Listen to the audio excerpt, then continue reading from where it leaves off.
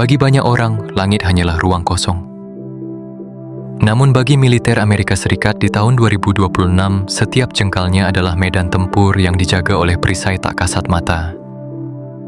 Bayangkan sebuah sistem yang tidak pernah tidur, yang membagi langit menjadi 3 lapis pertahanan yang bekerja tanpa henti. Di lapisan tertinggi, mereka menjemput ancaman nuklir di ruang hampa. Di tengah, mereka membangun pagar pelindung untuk kota-kota besar.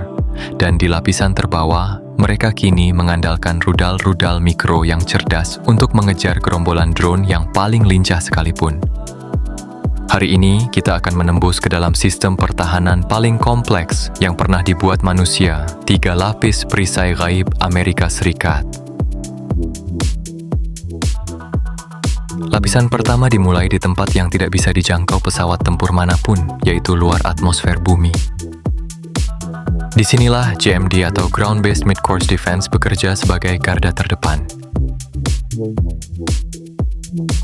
Amerika tidak lagi menggunakan sistem yang kaku. Memasuki tahun 2026, mereka mengandalkan teknologi Dual Trigger Stage Selectable GBI.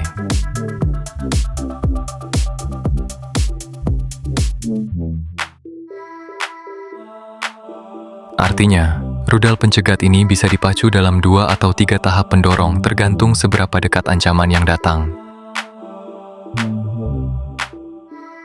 Fleksibilitas ini menciptakan ruang tempur yang jauh lebih luas, memungkinkan militer AS untuk mencegat rudal balistik antar benua dengan waktu reaksi yang jauh lebih singkat.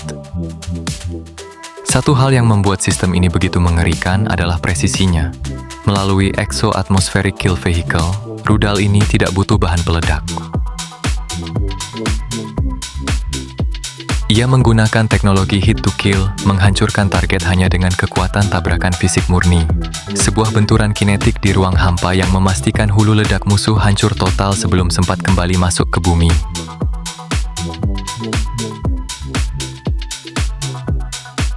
Namun perisai ini tidak hanya berdiri di daratan Amerika. Bergeser ke wilayah Pasifik, Guam kini telah berubah menjadi benteng masa depan. Melalui Aegis Guam System, Amerika baru saja memvalidasi kekuatan radar ANTP-Y6 yang mampu melacak target secara end-to-end. Namun, seperti semua sistem pertahanan modern, performanya tetap diuji oleh kompleksitas medan tempur nyata yang tidak selalu bisa diprediksi. Dalam salah satu uji coba, sebuah rudal balistik jarak menengah dilepaskan langsung dari perut pesawat kargo C-17 sebagai target simulasi. Menggunakan sistem peluncuran udara, rudal ini menguji batas kecepatan reaksi dan akurasi radar pertahanan. Integrasi ini terbukti sukses. Rudal SM-3 Blok 2A mampu mengunci dan menghancurkan target tersebut dengan presisi. Uji coba di Guam ini membuktikan bahwa ancaman regional apapun kini harus berhadapan dengan tembok digital yang hampir mustahil ditembus.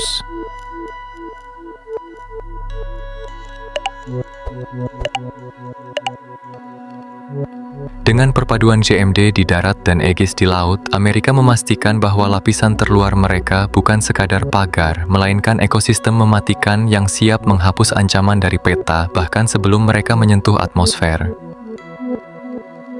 Tapi bagaimana jika ada yang berhasil lolos? Disitulah lapisan kedua mulai bekerja.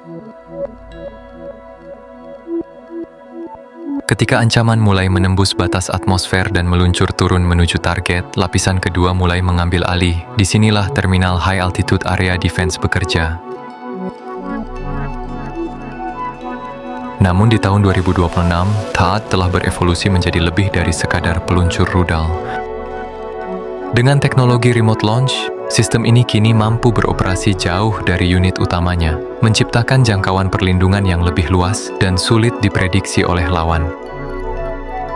Tepat di bawah payung perlindungan THAAD, berdiri Patriot PAS-3 MSA.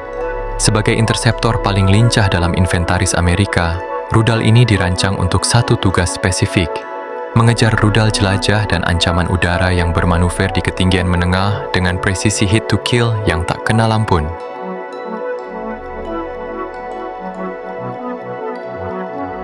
Namun, kekuatan sejati dari lapisan ini bukanlah senjata fisiknya, melainkan jaringan saraf digital yang dikenal sebagai IBCS, Integrated Battle Command System.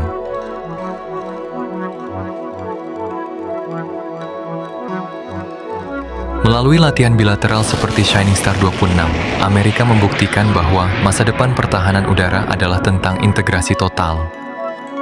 Dengan IBCS, baterai Patriot kini bisa meminjam mata dari radar THAAD atau bahkan sistem pertahanan sekutu untuk mengunci target yang belum terdeteksi oleh radarnya sendiri. Sebuah sinkronisasi yang memungkinkan respons simultan dan mematikan dalam hitungan detik. Inilah wujud nyata dari Integrated Air and Missile Defense. Sebuah pagar yang tidak hanya lebih tinggi dan lebih lincah, tapi juga jauh lebih cerdas. Namun, saat ancaman berubah dari rudal raksasa menjadi ribuan drone kecil yang lincah, teknologi ini harus menghadapi ujian akhirnya di lapisan terbawah.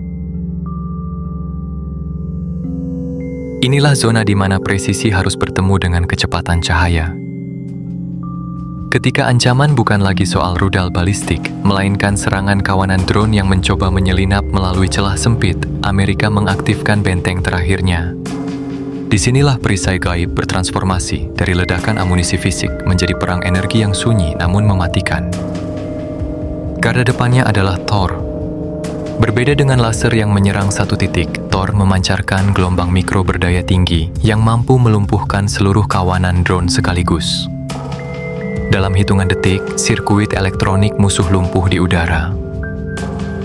Melengkapi Thor, hadir Coyote Block 3NK. Pemburu cerdas ini mampu berpatroli sebelum melepaskan muatan non-kinetik untuk menetralisir target tanpa ledakan fisik. Dan yang paling revolusioner di tahun 2026, Coyote ini bisa dipanggil kembali ke pangkalan untuk digunakan ulang.